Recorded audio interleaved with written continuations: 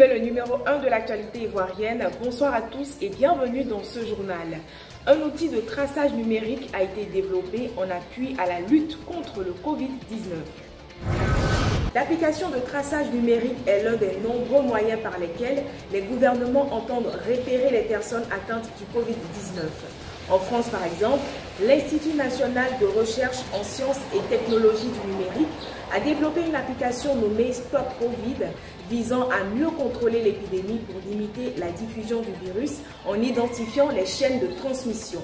Dans une interview donnée au journal Le Monde, Cédric O, le secrétaire d'État au numérique, affirme que cette application développée en lien avec les Allemands et les Suisses est totalement respectueuse des valeurs, des lois, de la vie privée et ne divulgue aucune donnée.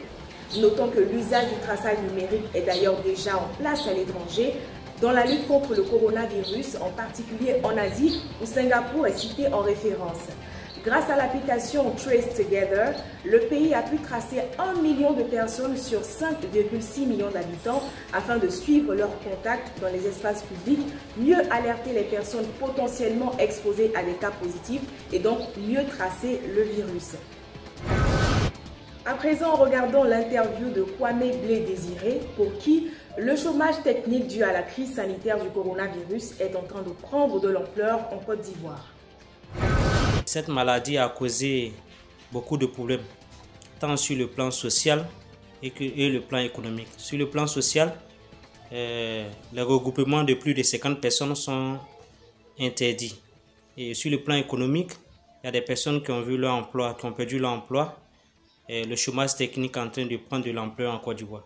Il faut qu'on reste à la maison si cela est nécessaire, sortir quand cela est demandé.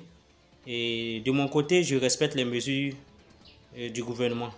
Je suis à la maison, je ne sors que si cela est nécessaire. Je pense qu'ensemble, nous devons respecter ces mesures-là afin de faire barrage à cette pandémie. En cette période qui était les années précédentes, une période de grands rassemblements et de communion fraternelle, l'OMS préconise l'application des mesures d'hygiène pour lutter contre le Covid-19. Pour la pratique des ablutions, il faut que les installations pour le lavage des mains soient correctement pourvues en eau et en savon. Aussi, l'agence onusienne appelle à mettre à disposition des mouchoirs à usage unique ainsi que des poubelles avec des sacs jetables munis d'un couvercle et à veiller également à ce que les déchets soient correctement éliminés. Ainsi prend fin notre journal. Merci chers internautes de votre fidélité. L'information continue sur ppsoup.com.